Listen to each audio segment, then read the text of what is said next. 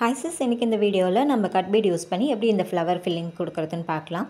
அதுக்கு முன்னாடி இந்த மாதிரி கட் பீட் ஒர்க்குக்கு ஃப்ளவர் என்ன சைஸில் இருக்கணும், கட் பீட் என்ன சைஸில் இருக்கணும்னு கிளியராக சொல்லிடுறேன்.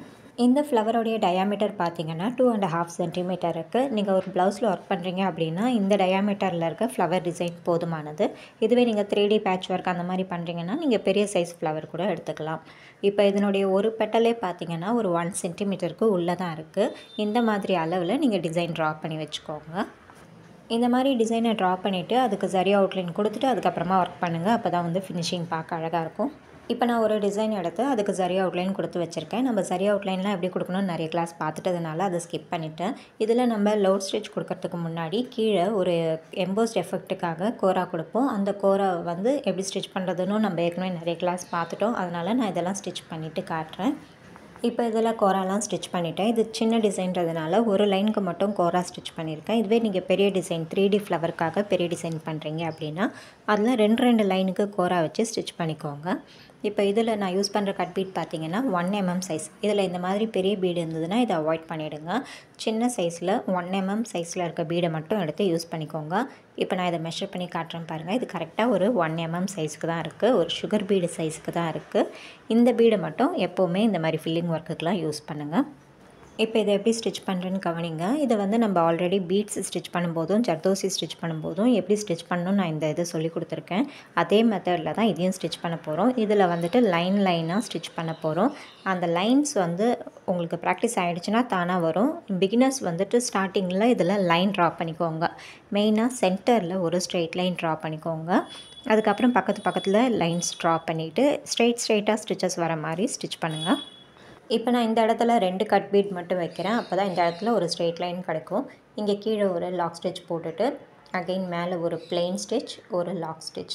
இப்போ இந்த இடத்துல இருந்து கீழே வரைக்கும் எனக்கு ஒரு 4 கட் பீடாவது தேவைப்படும். இப்போ இது 3 பத்தலை 4 வச்சுட்டு இங்கே ஸ்டிச் பண்ணுறேன். இப்போ 4 பீடு வச்சு அந்த இடத்துல கரெக்டாக இருக்குது. இங்கே ஸ்டிச் பண்ணும்போது நம்ம லெஃப்ட் சைடில் ஒரு லாக், ரைட் சைடில் ஒரு லாக் அப்படி போட்டோம்னா இந்த லைன் வந்து மூவ் ஆகாமல் இருக்கும். நீங்கள் பீட்ஸ் யூஸ் பண்ணி இந்த டிசைன் பண்ணாலும் சரி, ஜர்தோசி யூஸ் பண்ணி இந்த டிசைன் பண்ணாலும் சரி, இந்த லைன்ஸ் எல்லாமே இந்த மாதிரி ஸ்ட்ரெயிட்டாக இருந்தால் மட்டும்தான் இந்த டிசைன் வந்து அழகாக இருக்கும். இது கிராஸாக இருந்துச்சுன்னா லோட் ஸ்டிச்சுக்கு கொடுக்குற மாதிரி கிராஸாக இருந்ததுன்னா அது வந்து இந்த டிசைனுக்கு அது செட் ஆகாது. ஸோ லைன்ஸ் எல்லாம் ஸ்ட்ரெயிட்டாக வர மாதிரி பார்த்துக்கோங்க. எந்த இடத்துல லைன் பெருசாக இருக்கணும், எந்த இடத்துல லைன் சின்னதாக இருக்கணும் அப்படிங்கிறதையும் கவனிச்சுக்கோங்க. இந்த டிசைனுக்கு நம்ம ஒரு லைனுக்கு கோரா கொடுத்ததுக்கே எந்த அளவுக்கு ஒரு எம்போஸ்ட் எஃபெக்ட் வந்திருக்கு பாருங்கள். ஸோ நம்ம இந்த மாதிரி கட் பீடு வச்ச டிசைன்ஸ் எல்லாம் வந்து ப்ரைடல் ப்ளவுஸில் யூஸ் பண்ணும்போது அது ரொம்ப ஒரு எம்போஸ்ட் எஃபெக்டோட ரொம்ப ஒரு அழகான கிராண்டான லுக் கொடுக்கும். ஸோ நீங்கள் இதெல்லாம் நல்லா கற்றுக்கிட்டிங்கன்னா நீங்கள் தைரியமாக ஒரு ப்ரைடல் ப்ளவுஸ் பண்ணலாம். இந்த ஸ்டிச் பண்ணும்போது நீங்கள் கவனிக்க வேண்டிய இன்னொரு விஷயம், அவுட்லைனுக்கும் இந்த பீட்ஸுக்கும் இடையில கேப் வரக்கூடாது. நம்ம இப்படி மேலே ஒரு பிளெயின் ஸ்டிச் போட்டுட்டு அகைன் ஒரு லாக் ஸ்டிச் போட்டு பேக்கில் இழுக்கிறோம் இல்லைங்களா? அப்படி இழுக்கும்போது உங்களுக்கு வந்து ஒரு கேப் விழும். அந்த கேப்பு வந்து உங்களுக்கு ஆடாக தெரியும். ஸோ இந்த லாக் ஸ்டிச் போடும்போது நீங்கள் அவுட்லைனில் கொடுத்துருக்க அந்த செயின் ஸ்டிச்சுக்கு இடையில லாக் ஸ்டிச் போடுங்க. அப்போ வந்து கேப் இல்லாமல் வரும். ஒருவேளை நீங்கள் இந்த டிசைன் ஃபுல்லாக ஒர்க் பண்ணி முடித்து நீங்கள் அதுக்கப்புறம் தான் கவனிக்கிறீங்க அந்த இடத்துலலாம் கேப்பாக இருக்குது அப்படின்னா அந்த இடத்துலலாம் கேப்பை ஃபில் பண்ணுற மாதிரி மறுபடியும் ஒரு சரி அவுட்லைன் போட்டு விட்டுருங்க, சரியாயிடும்.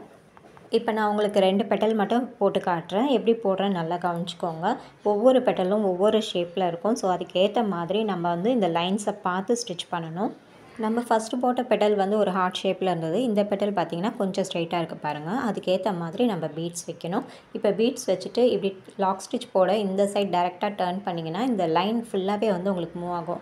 ஸோ நீங்கள் இந்த 2 சைடுமே லாக் ஸ்டிச் போட்டிங்கன்னா உங்களுக்கு வந்து லைன் மூவ் ஆகாமல் வரும்.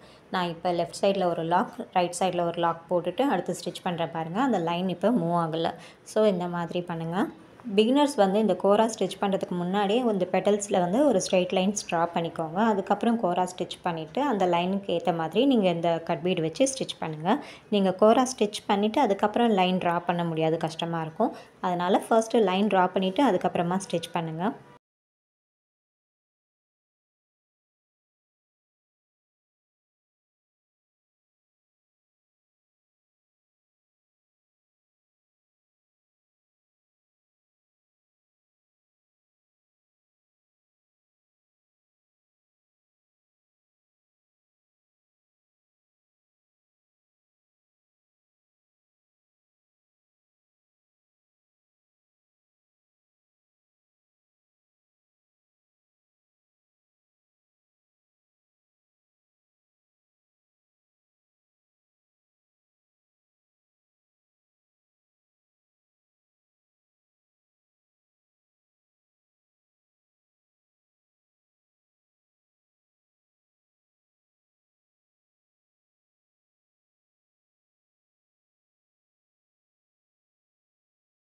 இந்த மாதிரி ஃப்ளவருடைய ஷேப்புக்கு ஏற்ற மாதிரி நம்ம பீட்ஸோடைய கவுண்டிங்கை கம்மி பண்ணிக்கணும். இப்போ இந்த இடத்துல ஒரு 2 பீடு வச்சாலே போதும் அப்படிங்கிற மாதிரியான கேப் தான் இருக்குது. இப்போ இங்கே 2 பீட் மட்டும் வச்சுட்டு இங்கே 2 நாட் போட்டு இதை ஃபினிஷ் பண்ணிக்கிறேன். இதே மெத்தடில் நான் மற்ற பெட்டல்ஸையும் வந்து ஃபினிஷ் பண்ணிவிட்டு காட்டுறேன். இப்போ இதில் எல்லா பெட்டல்ஸையும் ஃபினிஷ் பண்ணியாச்சு. ஃபினிஷ் பண்ணிவிட்டு சென்டரில் வந்து நான் ஒரு ரவுண்ட் ஸ்டோன் ஃபிக்ஸ் பண்ணிவிட்டு அதை சுற்றி சுகர் பீடு கொடுத்து இந்த சென்டரில் இருக்க கேப்பையும் ஃபில் பண்ணிவிட்டேன். இதுதான் வந்து இந்த டிசைனோடைய அவுட்புட். இதுக்கு நீங்கள் என்ன கலரில் வேணாலும் கட் பீடு யூஸ் பண்ணி நீங்கள் டிசைன் பண்ணலாம். இந்த மாதிரி ட்ரை பண்ணி பாருங்கள். ஏதாவது டவுட் இருந்தால் கேளுங்க. தேங்க்யூ.